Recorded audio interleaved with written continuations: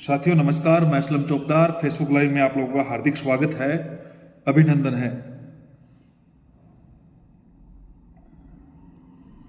राजस्थान के तमाम बेरोजगार साथियों के लिए लाइव है और लाइव के आज का जो लाइव मुख्य रूप से कई प्रकार के मुद्दों को लेकर मैं लाइव जुड़ा हूं।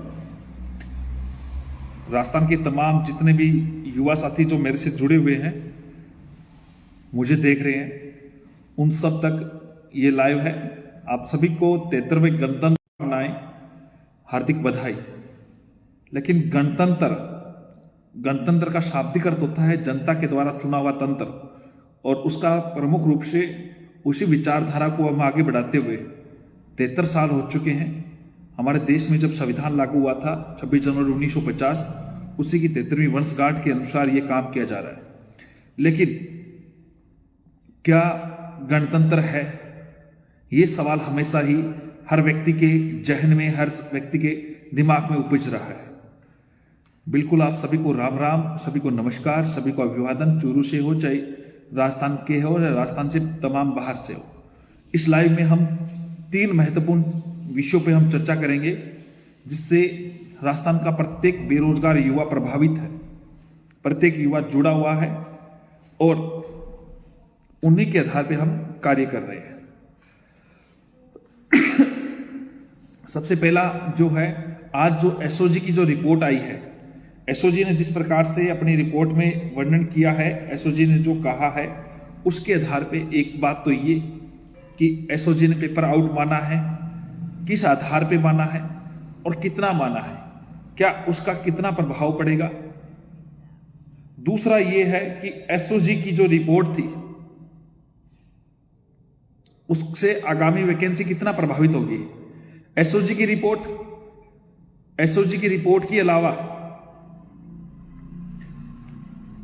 दूसरा जो महत्वपूर्ण बिंदु है, वो पटवार जो भर्ती है, पटवार भर्ती का जो कल का परिणाम आया है, उस परिणाम को किस प्रकार से आप समझते हैं, और उस पटवार का जो कल का जो परिणाम था, जिसमें नॉर्मलाइजेशन की जो प्रक्रिया थी, कि नॉर्मलाइजेशन किस प्रकार से हुआ है, नहीं हुआ है, या किस शिफ्ट के साथ कैसा बिहेव हुआ है, तो उन सब मुद्दों को लेके आप लोग एक नए मुद्दे और एक महत्वपूर्ण मुद्दा जो सबसे महत्वपूर्ण है, वो है लेवल प्रथम बीएड वालों को शामिल करवाने को लेकर।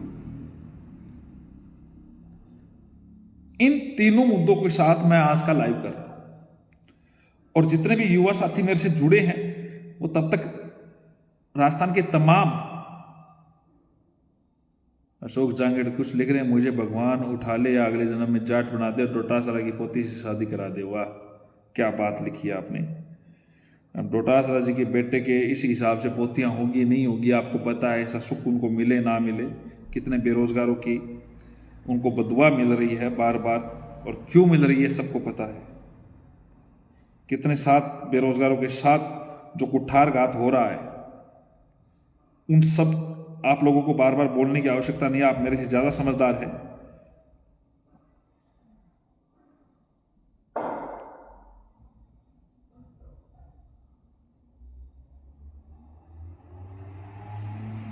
एक बार राजस्थान के तमाम युवा साथी जुड़ जाते हैं। 2 मिनट का मैं समय लूंगा आपसे, 1 मिनट का ही।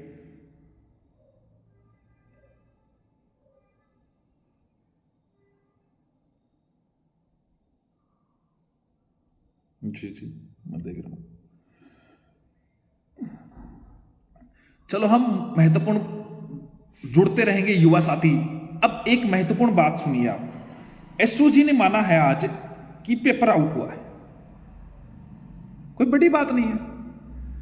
माननीय मुख्यमंत्री अशोक गहलोत जी ने भी कहा था पेपर आउट हुआ है। एकाधा दुक्का जगह पेपर आउट हो जाता है, इस प्रकार के स्टेटमेंट थे। किसके? अशोक गहलोत जी के। 26 सितंबर को रीट का एग्जाम हुआ था। डोटासरा जी ने तो कहा था जेल में डालो। सच बात यह है, क्योंकि जो खुद डरता है ना, वो कहेगा कि जेल में किसको डाला जाए, किस प्रकार डाला जाए। एसओजी ने आज ही माना है, रिपोर्ट में माना है कि पेपर आउट हुआ है एसओजी ने।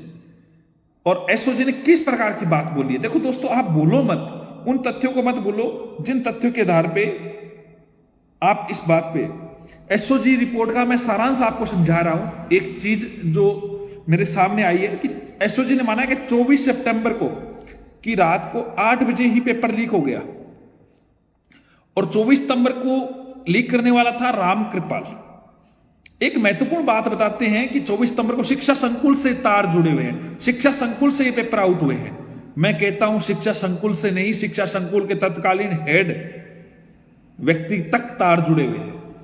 चाहे वो शिक्षा संकुल हो चाहे नाथी का बाड़ा हो, संबंधित अधिकारी अभी तक पद पे क्यों है और संबंधित उत्तरदायी व्यक्ति किस प्रकार से अपने आप का इस्तीफा देके अपने आप को बचाव करने की कोशिश करते हुए चुपचाप पतली गली से निकल लेता है और सरकार कहती है हम मंत्रिमंडल में नॉर्मलाइजेशन कर चुके हैं, जो अतिरिक्त प्रभार है उनको हटा दे रहे हैं, वैसे कर रहे हैं। ये किस प्रकार की लीलापोती की गई थी आप लोग समझ नहीं है। दूसरी बात सुने, 25 सितंबर को वो सुबह पेपर उदाराम बिश्नोई को देता है, उदाराम बिश्नोई भजनलाल को देता है, भजनलाल ने न जाने कितने को दिया है प्रिंटर से। आप लोग सोचो, भजनलाल, बत्तीलाल, 1,22,00,000 की डील होती है। फिर ये सीरियल आप रामलाल, पृथ्वीलाल, बत्तीलाल, संजय, दिलकुश, कांस्टेबल की पत्नी, रिश्तेदार, चंपल गैंग और न जाने कैसी कैसी कहानियां, ये तो आप लोगों ने पकड़े हैं। कितने लोगों ने नहीं पकड़े हैं, कितने लोग पकड़ में नहीं आए, सब आएंगे। A to Z आने चाहिए और नीति के आधार पे ऐसे व्यक्ति जो पद पे बने हैं, जेपी जारोली साहब जैसे, उनको बर्खास्त होना चाहिए। वो व्यक्ति जो खुद जिम्मेदार है, जो एक पार्टी की भाषा बोल रहा था, जो ये कह रहा था कि किस प्रकार से ये पेपर आउट में मेरे पे आरोप लगाया जा रहा है। शुक्रिया मुकेश जी, तिलक सुबह लगा था, आज रिपब्लिक डे था उस पर, अब काफी शाम हो चुकी है थोड़ा। लेकिन दोस्तों मैं आपको क्लियर कहना चाहता हूं, ये सरकार युवाओं के साथ खिलवाड़ कर रही है। और एक और महत्वपूर्ण बात बताता हूं दोस्तों, गौर करने वाली बात है। ऐसे व्यक्ति, ऐसे नेता जो फर्जी नेता, मैं कहता हूं जो दलाल है सरकार के, साफ तौर से कहता हूं जो पप्पू लोग हैं, उन लोगों के पास हर भर्ती की न्यूज पहले आ जाती है, ड्राफ्टिंग पहले आ जाती है, किसका रिजल्ट किस प्रकार आ रहा है, कितने लोग पास हो रहे हैं, तो उनके पास पेपर भी आ जाता है। गौर से सुनिए दोस्तों, उन लोगों के पास पेपर की सब कुछ चीजें आ जाती है। वो ही आपके पेपर की सीबीआई जांच की डीलों को चुपचाप दबा देता है, पतली गली से दबा के, और बेरोजगारों के साथ खिलवाड़ करवा देता है। जब कोई सच्चा व्यक्ति बेरोजगारों की आवाज उठाता है, विकास जाखड़ हो चाहे असलम चौबदार हो या कोई और हो, तो वो अपने ही खुद पप्पुओं को भेज के लोगों के बीच में माहौल खराब करवाता है। चाहे सीबीआई जांच नहीं होनी चाहिए और नहीं होनी चाहिए, ये नहीं होनी चाहिए, क्योंकि सांच को आंच नहीं होती है, झूठे को आंच है, इसीलिए नहीं हो रही है सीबीआई जांच है। राजस्थान में एक और नया खेल शुरू हुआ है दोस्तों, गौर से सुनो। आप लोग, मेरे बोलने का अर्थ तभी सार्थक होगा दोस्तों, इस वीडियो को आप सभी राजस्थान के तमाम युवा साथियों तक पहुंचाओगे, तभी आपका भाई का इस बोलने का अर्थ सार्थक होगा, उसकी बात को आगे तक पहुंचेगा। आपको अगर लगता है कि हां मैं सच बोल रहा हूं, मैं हक की बात बोल रहा हूं, तो ऐसे दलालों को आपको जूते मारने पड़ेंगे, जो सिर्फ केवल आप लोगों को खराब नहीं करा। ये बत्तीलाल, भजनलाल ही नहीं, ये दलाल भी जो हर विभाग की गोपनीयता को भंग कर रहे हैं और सरकार चुपचाप बैठी है। वो चुपचाप नहीं बैठी है, उन्होंने एक तरीके से अपना सेफ्टी वॉल तैयार कर लिया है, आप लोगों को गुमराह करने की मशीन तैयार कर ली है। अरे क्या फर्क पड़ता है, आपको 5 मिनट लेट न्यूज मिल जाए, क्या फर्क पड़ता है। लेकिन विश्वसनीयता खत्म हो रही है, आप इस बात को समझे। सीबीआई जांच होगी तो ये दलाल भी चपेटे में आएंगे, और ये भजनलाल, बत्तीलाल के जो आका है, जो कई दिनों से सिविल लाइन में चुपचाप पतली गली से निकल के बैठे हैं, वो भी चपेटे में आएंगे। और राजस्थान में भी एक और नया चौटाला निकल के आएगा। फिर कई लोगों को जलन होगी, कई लोगों को बात लगेगी, फिर कईयों को ये कहेगा कि ये क्यों हो रहा है, क्यों नहीं हो रहा है। और ध्यान करें दोस्तों, कई लोग को मेरा सच अखर रहा है, किसको अखर रहा है आप बहुत अच्छे से समझ रहे हो। पटवार भर्ती का रिजल्ट आउट होता है, गौर से सुने, इस बात को समझे क्यों हुआ है। पटवार भर्ती में 4 शिफ्टों में पेपर हुआ है,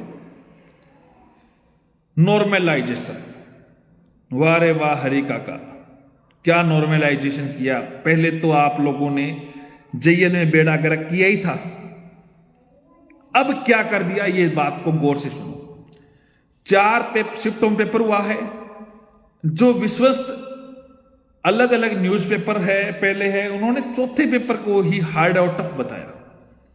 कई यूट्यूब पे कई टीचर वगैरह अपनी बात रखते हैं, वो उन्होंने भी टफ बताया। लेकिन एक मजे की बात देखो, आप लोगों को लगता है पटवार का रिजल्ट आ गया, ये हो गया। अरे दोस्तों, कहां रिजल्ट आ गया, कहां क्या हो गया, ये गौर से सुनो मेरी बात। पटवार की कट ऑफ गई है जनरल की 221, 4% डिलीट हुए हैं, 221 गई है, यानी 290 में से 221 गई है 2 गुणे में, और लिख के ले लो 235-40 जाएगी जनरल की। इसका मतलब चौथी शिफ्ट का बंदा जिसने 260 नंबर लेके आया, उसका सिलेक्शन अंतिम सीट पे हो रहा है, अंतिम सीट पे सिलेक्शन हो रहा है, ऊपर की सीट पे तो होना ही नहीं है। 290 में से 260 नंबर ले आए जाते हैं, या तो वही ला सकता है जिसने खेल काला किया हो, या फिर ऐसे नहीं होता। और जिस प्रकार से लैंगिक आधार पे नॉर्मलाइजेशन किया गया है, अकॉर्डिंग टू साइकोलॉजी मानते हैं किसी नॉर्मलाइजेशन या तो पेपर के लेवल पे होता है या आईक्यू लेवल पे नहीं होता है, कि किसका आईक्यू लेवल कम होता है ज्यादा होता है। इन्होंने कह दिया लड़कियां हैं, लड़कियां कम थोड़ी होती है। फर्स्ट रैंक मुक्ता राव आई थी, आप लोगों को पता हो, 10वीं 12वीं टॉपर महिलाएं आती है, लड़कियां आती है। आप पेपर का आधार किस आधार पर किया है? चौथे शिफ्ट के साथ जिस प्रकार से आपने कुठारघात किया है, या तो इस पे इसकी समीक्षा होनी चाहिए, इस नॉर्मलाइजेशन का जो तरीका था उसकी समीक्षा होनी चाहिए, या फिर एक आंकड़ा मेरे पास आया है, हाँ, मैं इसको पुख्ता नहीं कहूंगा, लेकिन एक आंकड़ा है कि फर्स्ट शिफ्ट के लगभग 3500-3600 लोग सिलेक्ट हुए, और सेकंड शिफ्ट के लगभग 2700, और थर्ड शिफ्ट के 1600 या 1800 मुझे कंफर्म नहीं, और फोर्थ शिफ्ट के 1200 से अधिक लोग, 1200 के लगभग लोग सिलेक्ट हुए। फोर्थ शिफ्ट और फर्स्ट शिफ्ट में 3 गुना अंतर कैसे हुआ अगर नॉर्मलाइजेशन किया गया है? तीसरी महत्वपूर्ण बात और सुने, जब अंतिम रिजल्ट तैयार होगा तो चौथी शिफ्ट के 100 लड़के ही नहीं मिलेंगे। इस आधार पे आप मेरे को यह बताइए 270 नंबर किसके आ रहे हैं? 20 नंबर कम करेगा तो 50-40 करता है, और अगर आएगा तो उसको दूर का मिलेगा और मिलेगा, किस प्रकार से मिलेगा, किस प्रकार से आवंटन होगा? महत्वपूर्ण बात आप समझे, बीएड बीएसटीसी बोलूंगा दोस्त, आप बात को समझे। मैं महत्वपूर्ण 2 बातें बताना चाह रहा हूं, किस प्रकार से राजस्थान के बेरोजगारों को ठगा जा रहा है, कुठारघात किया जा रहा है, ये बात को महत्वपूर्ण बात है, इस पे समझे। और किस प्रकार से बेरोजगार, मैं कहता हूं बेरोजगार भी खुद ठगने लायक बना हुआ है, अपनी हक की आवाज नहीं उठा सकता, अपनी बात नहीं बोल सकता, फिर वो कहता है पटवारी का जो मैटर है उस पे हमने विधिक राय ले रहे हैं, और इस पे जो न्यायिक रूप से जो भी बात होगी हमारी टीम कोशिश करेगी आपको न्याय दिलाने की, किसी के साथ कुठारघात ना हो, कोई भी व्यक्ति के साथ गलत ना हो। मुझे एक बात का स्पष्ट बता दीजिए, जो व्यक्ति वही 290 में से 270 लोग कितने ले आएंगे, और पेपर का लेवल किस आधार पर तय किया गया है, इसकी पुष्टि करनी चाहिए, अध्ययन बोर्ड को पुष्टि करनी चाहिए। और युवा अगर चुप रहेगी, युवाओं की आवाज अगर चुप रहेगी, युवा अगर बोलेगा नहीं, युवाओं की आवाज दबेगी, तो ये स्कैम चुपचाप तरीके से दबा दिया जाएगा। बिहार से आपको रेलवे एग्जाम के एनटीपीसी के जो एग्जाम है उस मैटर पे समझना चाहिए, वहां पे भी रिजल्ट कैंसिल हुए हैं। रीट वाली जो बात है, अपने चहेतों को फायदा पहुंचाने के लिए किस प्रकार से सरकार बचाने की कोशिश कर रही है, क्यों कर रही है, इस बात की पुष्टि सरकार क्यों ना, जब अलवर गैंगरेप का मामला सरकार को लगा कि हां इसमें कुछ नहीं होगा, अपना कोई आदमी नहीं फंस रहा, फौरन इन्होंने क्या कर दिया, सीबीआई को ट्रांसफर कर दिया। इतना युवाओं के भविष्य के लिए क्यों नहीं कर रही सरकार? सीबीआई जांच कर दे। युवा ये थोड़ी कर रहा है कि आप पेपर को रद्द करे, सीबीआई जांच कर दे, सीबीआई जो दूध का दूध पानी का पानी कर देगी। अब तो एसओजी मान रही है, पेपर आउट हुआ है, एसओजी ने बोला है, अशोक गहलोत जी ने खुद ने बोला है, तो अशोक गहलोत जी इस बात की पुष्टि करे और इस बात की बातों को करे। जेईएन भर्ती के साथ जो खिलवाड़ हुआ है दोस्तों, सुनो, गौर से सुनो, 120 प्रश्नों का पेपर था, 9% डिलीट किए, 9 या 11 मुझे कंफर्म याद नहीं अभी। 109 या 111 प्रश्नों में से 101 3 गुना में जाती है, तो आप ये सोचो कि 1 गुना में कितनी जाएगी कट ऑफ। बहुत ज्यादा खिलवाड़ हो रहा है दोस्तों आप लोगों के साथ। आप लोग घर बैठे हैं, जिस दिन आप चूकोगे उस दिन आपको अफसोस होगा। आज अगर चुप रहोगे तो आपकी बात को हमेशा दबा दिया जाएगा। उनको पता चल जाएगा कि बेरोजगार किस प्रकार बंट जाता है, किस प्रकार बिखर जाता है और किस प्रकार से बेरोजगारों के लिए एक सेफ्टी वॉल तैयार कर दिया जाता है। जिसके पास गोपनीय विभाग से जानकारी आ जाती है वहां से पेपर नहीं आ सकता। जिसको इतना फायदा हो सकता है, जो गोपनीयता पे भी जो सरकार के दलाल है गोपनीयता भंग करते हुए चीजें आउट कर रहे हैं। आप लोग सोचिए गोपनीय शाखा की बातें बाहर कैसे आ सकती है। वो व्यक्ति बाहर लाके डाल देता है, आपसे सबसे पहले मीडिया इनसे सबसे पहले यहां तक बोर्ड के अध्यक्ष से पहले लाके दे देता है। वो पेपर नहीं ला सकता, या पेपर नहीं आता है तो वो बंदा पेपर लिप के साथ नहीं है, क्योंकि उसने ही सीबीआई जांच की मांग को दबाने के लिए हर प्रकार के हथकंडे अपनाए हैं। क्योंकि उसको पता है सीबीआई जांच हो गई तो सरकार का नुमाइंदा फंसेगा, और सरकार का नुमाइंदा फंसेगा तो वो खुद एक दलाल है। आप इस बात को समझे। और चुनाव में जो चंदा इकट्ठा किया कांग्रेस सरकार ने, वो चंदा काम नहीं आने वाला दोस्तों। एकजुट होना पड़ेगा, एक आपको आपके हक की आवाज उठानी पड़ेगी, तभी ये बात बनेगी।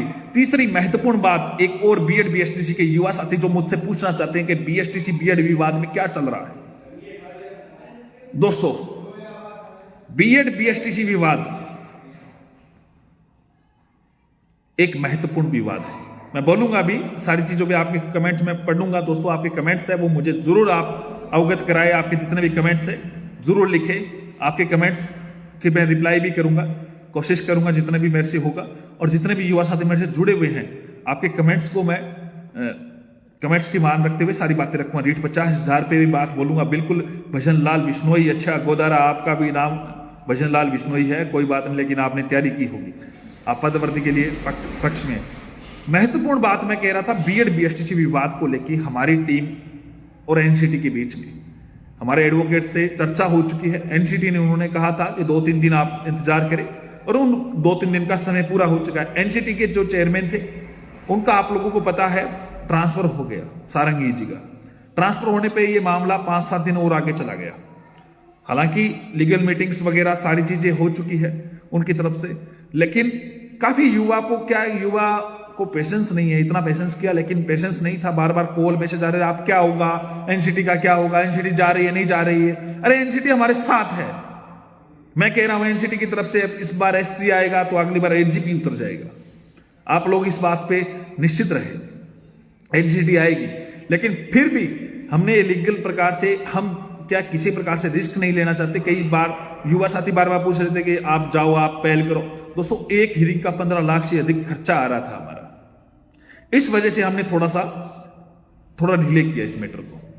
लेकिन फिर युवा ने कहा कि हमारी लास्ट डेट चल रही है, एग्जाम के फॉर्म भरे जाएंगे, नहीं भरे जाएंगे। अरे दोस्तों आप चिंता मत करो, हम आपसे भी ज्यादा सोच समझ के काम कर रहे हैं। हम सोच समझ के काम कर रहे हैं। निश्चित तौर पे अगर एनसीटी डिले करती है 2 दिन 3 दिन, तो आपने जो कहा था वो सर माथे पे है। हमारे एडवोकेट कल अर्ली हियरिंग की एप्लीकेशन लगा देगी, और इसी वीक के लास्ट देखो शुक्रवार तक हमारी पूरी कोशिश है। अगर शुक्रवार को नहीं होती तो अगले वीक में शुक्रवार या सोमवार के बीच में कोई भी एक दिन, दोनों में से एक दिन सुनवाई हम लगभग करवा देंगे। हमारी तरफ से super senior advocate Mukul Rohatgi ji उतरेंगे। हर प्रकार से पहलुओं में हम काम कर रहे हैं। एक हियरिंग एक्स्ट्रा हो जाएगी, एनसीटी नहीं आ रही, क्या फर्क पड़ रहा है। 15 लाख और सही हम लगाएंगे, युवाओं के लिए लगाएंगे, मैं लगाऊंगा, मैं पूरी कोशिश करूंगा।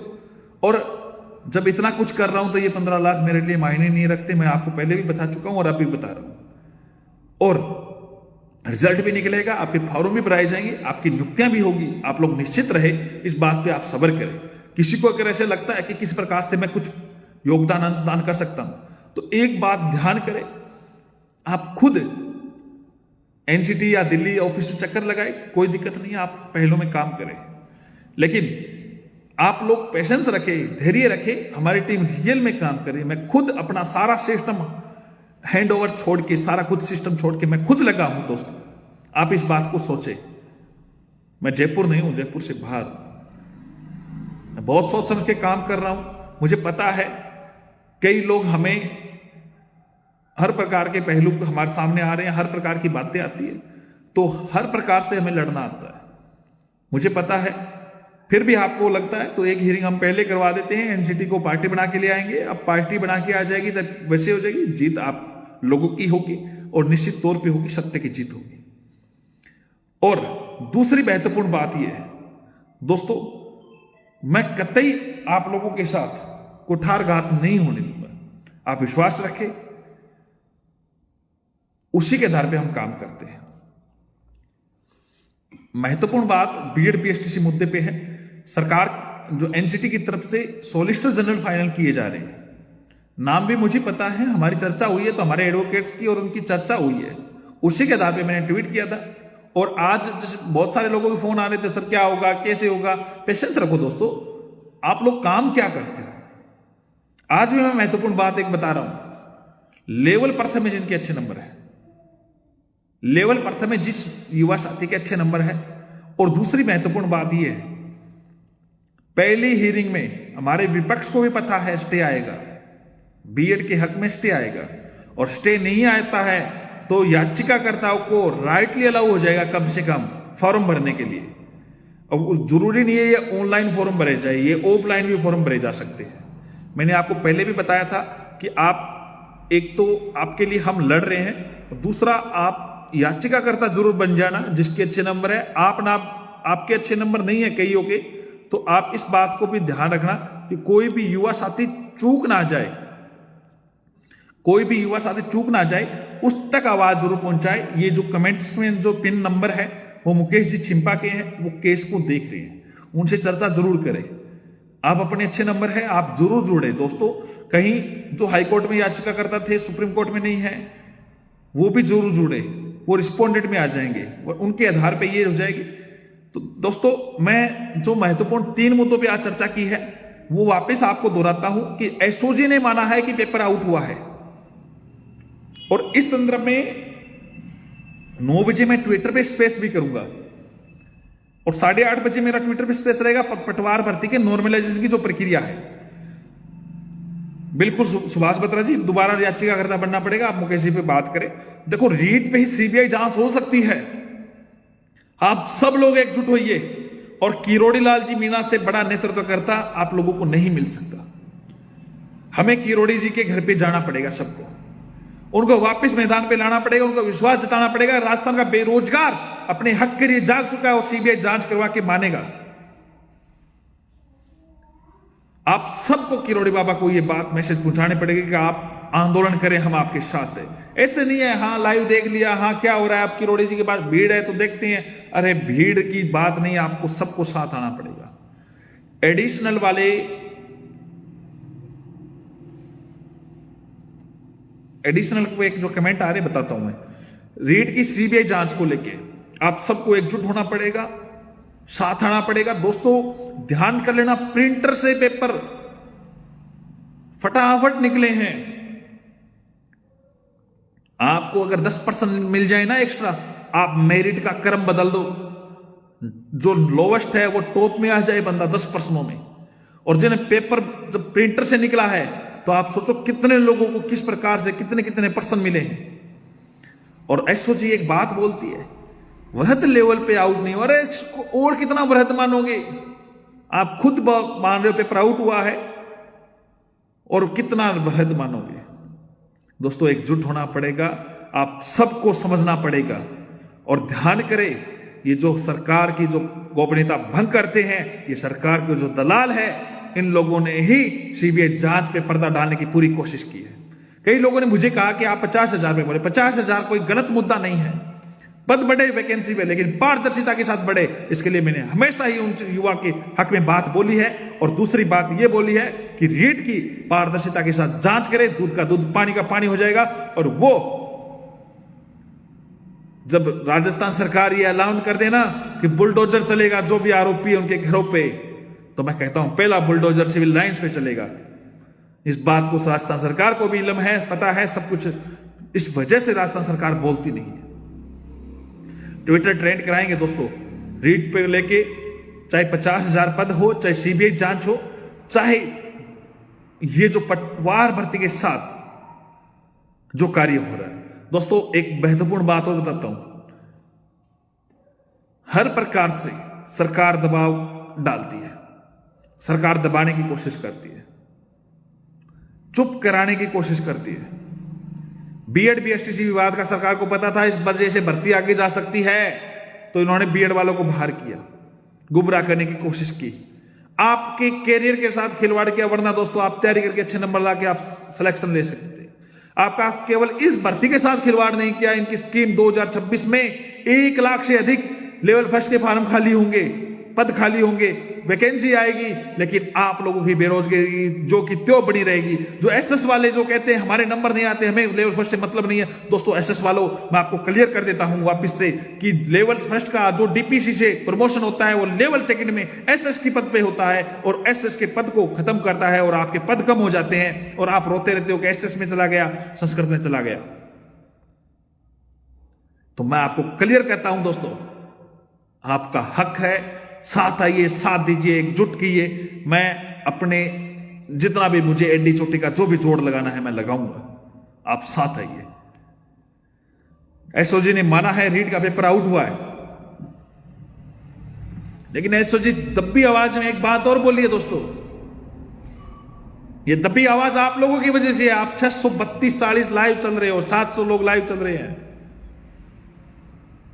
आप लोगों को शर्म आती है एक शेयर करने से, क्योंकि आप उस मुद्दों को पहुंचा नहीं सकते युवाओं तक। आपने सुन लिया, हाँ असलम जॉबदार सही बोल रहा है, ठीक है भाई साहब स्पोर्ट हूं मैं। एक देखो इस भंवर ने लिखा है मैं गरीब परिवार से हूं, मेरे अच्छे नंबर है लेकिन मेरे पास पैसे नहीं है, क्या करूं भाई, हताश हो गया। तू भाई मेरे को फोन करना, टेंशन फ्री रहे, हताश नहीं होना है। विकास जाखड़ 10 दिन से आमरण अनशन पे, सरकार को कोई फर्क नहीं पड़ता दोस्तों। मैं 19 दिन आमरण अनशन पे था, सरकार ने तो यह तक प्लानिंग थी मरे तो पीछा छूटे। सरकार की नीति में बहुत खोट है, इस बात को आपको समझना पड़ेगा दोस्तों। एकजुट होना पड़ेगा, एक जजम बनाना पड़ेगा, एक ऐसा कार्य करना पड़ेगा। कई लोग आपको रोक के, गिड़गिड़ा के, फिर आपको गुमराह करके, कभी कहते हैं यहां आओ वहां आओ, अपनी टीआरपी बना के 2013 की एएनएम जेएनएम की बहनों के साथ कुठारघात किया दोस्तों। कई लोगों ने किस प्रकार से किया। अमन शेखावत जी ने लिखा बुलडोजर लेके चले कौन कौन तैयार है। दोस्त काश तू सीएम होता और मैं सबसे आगे होता तेरे साथ। युवाओं कोई जाति नहीं है, धर्म नहीं है, वरना आपका काम फौरन हो जाता दोस्तों। आपने वोट डाला है तो अपनी जाति के व्यक्ति को डाला है। आपने सोचा है ये मैं जाट वो जाट, आपने सोचा मैं गुर्जर वो गुर्जर, आपने सोचा मैं मुस्लिम वो मुस्लिम, आपने सोचा मैं ब्राह्मण वो ब्राह्मण, आपने सोचा मैं दलित वो दलित। ये चीजें आपने सोची, आपने कभी ये नहीं सोचा कि वो युवा का सोचने वाला है, मैं युवा हूं और मुझे काम वो आएगा। लेकिन आपको लगा नहीं नहीं मेरी जाति खतरे में आ जाएगी, मेरा धर्म खतरे में आ जाएगा। इस हिसाब से पवन महुआ, कई बार बिजी होता हूं इसलिए फोन नहीं उठाता हूं, टेक्स्ट मैसेज डाल दिया करो। कई बार मीटिंग्स में होता हूं दोस्तों, लगभग लोगों को मैं रिप्लाई भी करवाता हूं, फिर भी कोई रह जाता है तो बात अलग है। और ये जो नंबर है मुकेश जी के, मैं नहीं उठाता हूं तो उनसे संपर्क कर लीजिए। जो आपके, इसने लिखा है प्रताप चौधरी ने, जानुथर भरतपुर में पेपर आया, आप एसओजी को रिपोर्ट दो दोस्त, गोपनीय रिपोर्ट दो, हर चीज को पब्लिक मेरे पास भेजो, मैं पब्लिक करूंगा। मेरे नंबर मेरे पेज पे मिल जाएंगे आपको। मेरा पेज युवाओं के लिए समर्पित है दोस्तों। आप युवा हित के लिए कोई भी कार्य करके, कोई भी बंदा लाइव आके कुछ भी बोल सकता है। मेरा पेज नहीं है, युवाओं का पेज है, आप लोगों से ये पेज बना है। आज जो 57-58 हजार लोग जो जुड़े हैं, जो फॉलोवर है, फॉलोवर नहीं है, मेरा भाई है, लोग हो आप लोग, मेरा परिवार है। ये फॉलोवर किसी और के होते होंगे, लेकिन मेरा जो ट्विटर अकाउंट है जिसमें 57-58 हजार युवा साथी जुड़े हुए हैं, और जो मेरा फेसबुक पेज है, आप लोगों को समर्पित है। आप लोगों की हक की कोई भी बात हो, आप मुझे ट्विटर पे लिखे, सही तरीके से लिख के भेजे, मैं उसमें बिल्कुल भी एडिट नहीं करूंगा। अगर वो युवा हित में है और सही है, मैं उस पर हूबहू पोस्ट कर दूंगा। आप लोग इस बात को समझे, युवा हक में जितना मेरे से होता है मैं करूंगा, चाहे मुझे कुछ भी करना पड़े, चाहे मुझे जेल भी जाना पड़े, चाहे मुझे लड़ना पड़े, चाहे मुझे अनशन करना पड़े, लड़ना पड़े, झगड़ना पड़े, सरकार के खिलाफ आवाज बुलंद करना पड़े, मैं तैयार रहूंगा। सुबह से लेके रात्रि तक आप मुझे व्हाट्सएप कर दो। मेरे व्हाट्सएप नंबर, आप मेरे नंबर नहीं है तो आप मेरे पेज पे ले लीजिए, मेरे पेज पे आपको व्हाट्सएप का मिल जाएगा। मेरे नंबर नहीं मिल रहे फिर भी आप गूगल कर लीजिए असलम चौबदार, कॉन्टैक्ट नंबर आपको मिल जाएगा, व्हाट्सएप कर दे। मैं आपको एक क्लियर कहता हूं, हाँ कई बार बहुत सारा बिजी होता हूं दोस्त, फोन नहीं उठा पाता, कोशिश करता हूं वापस करवाने की, फिर भी नहीं उठा पाता हूं, तो आप मुझे व्हाट्सएप करें, देर से मैं उसको कोशिश करूंगा आपकी रिप्लाई करने की। व्हाट्सएप पे भी अगर रिप्लाई नहीं आता है आपको तो टेक्स्ट SMS डाले, मैं पक्का प्रत्युत्तर देने की कोशिश करूंगा। दोस्तों एक बात और ध्यान करें, हर भर्ती में इस सरकार ने गड़बड़ की है। एक ऐसी भर्ती बता दीजिए जो इन दिनों में सही तरीके से हुई है। कोविड के आड़ में आप लोगों पे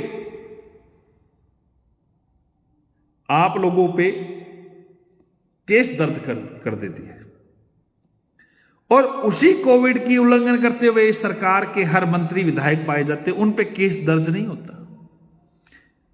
राजा को राजा, राजा को कौन कहे, राजा की प्रजा, लेकिन प्रजा जिस दिन पलटेगी ना, इनको पता नहीं चलेगा राजा का राजतंत्र कहां चले जाएगा। दोस्तों गुमराह होने से बच्चे, एकजुट होइए। एडिशनल का मुद्दा है, उसको लेके देखो दोनों प्रकार की बातें हैं, अभी मामला न्यायालय में है, विचाराधीन है, हो सकता है एडिशनल वाले अलाउ भी हो जाए, कोई बड़ी बात नहीं है। रीट कैंसिल हो सकती है, महत्वपूर्ण बात यह भी है, रीट भर्ती है वो कैंसिल हो सकती है वो, लेकिन कैंसिल की बजाय पहले सीबीआई जांच हो, सीबीआई इस पे पुष्टि कर दे कि किस प्रकार से। और हां, एक ने लिखा है किसी व्यक्ति विशेष के बारे में कि उसका नार्को टेस्ट हो जाए तो सब पता चल जाए। मेरा नार्को टेस्ट करा लीजिए दोस्तों, अगर मैंने किसी भी प्रकार से बेरोजगारों के साथ छलावा किया है, गड़बड़ी की है, या सरकार के साथ मिलकर कोई ऐसी बात की है, तो मैं नार्को टेस्ट करवाने के लिए तैयार हूं।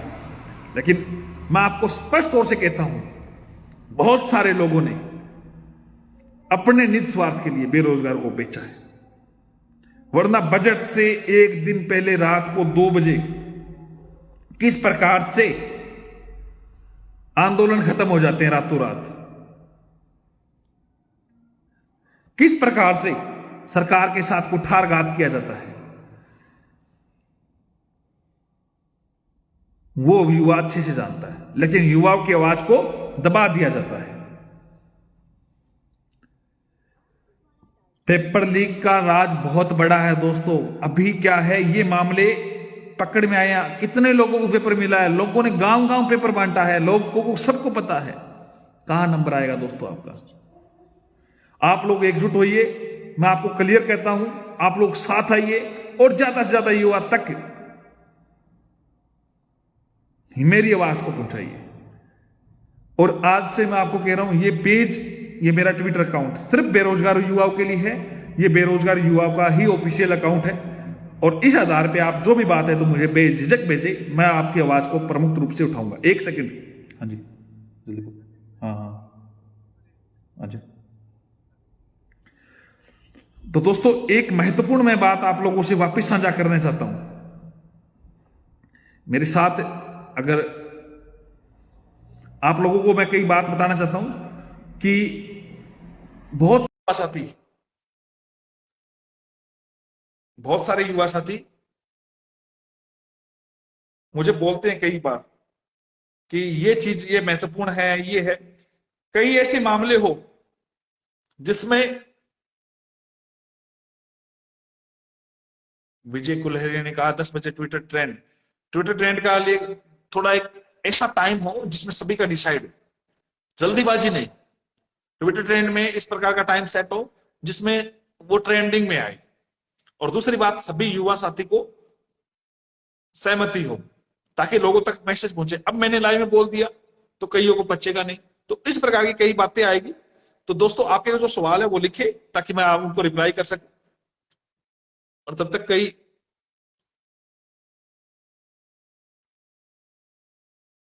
युवा साथी मेरे से जुड़े हैं। राहुल डाका जी अगर लाइन पे है तो उसको मैं जोड़ने की कोशिश कर रहा हूँ। विकास विकास जाकर के उन्होंने डीपी लगा रखी है अभी।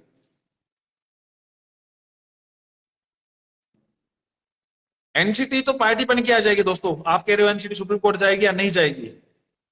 रीट 2016 पे अभी तक दोस्तों मैंने दो प्रकार की चीजें उपलब्ध करी है। सेमो में हमने अपनी बात रखी है। हमारे पास जो रिपोर्ट आई है 2016 गणित विज्ञान और इसमें, तो गणित विज्ञान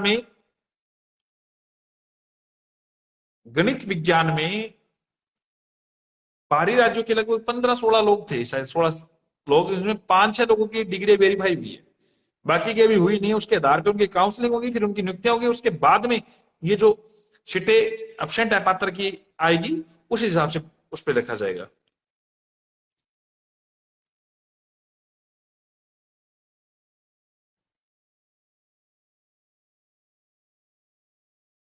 एडिशनल मामले में जो याचिकाकर्ता बनना चाहता है, अच्छा अच्छा, इसमें जो याचिकाकर्ता के लिए कमेंट कर रखा है।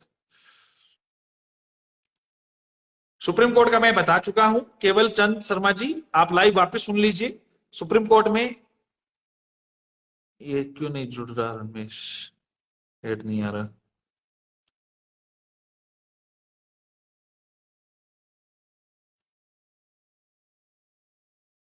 अंतिम पद भरे उसके संदर्भ में मैंने एक आदेश करवाया था, मेरे खुद के नाम से था, और जरूरत पड़ेगी तो मैं वो आदेश इंप्लीमेंट करवाने के लिए पूरी कोशिश करूंगा। आप लोग निश्चित रहे, अंतिम पद भरवाने की हर भर्ती में कोशिश करेंगे। हर भर्ती में काम होता है वो हाई कोर्ट का जो आदेश होता है वो एक कोर्ट से दूसरे कोर्ट में नजीर के रूप में काम करते हैं, और यदि उन पे सुप्रीम कोर्ट उस पे उनके अगेंस्ट फैसला ना दे तो जितने भी युवा साथी जुड़े उसका बहुत बहुत धन्यवाद। जुड़ने पड़े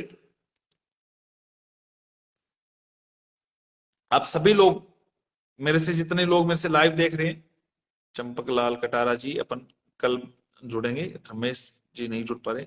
जितने भी युवा साथी मेरे से जुड़े उनका बहुत बहुत धन्यवाद। मैं आप लोगों से पुनः एक बताना चाहता हूं कि आप लोग साथ आए,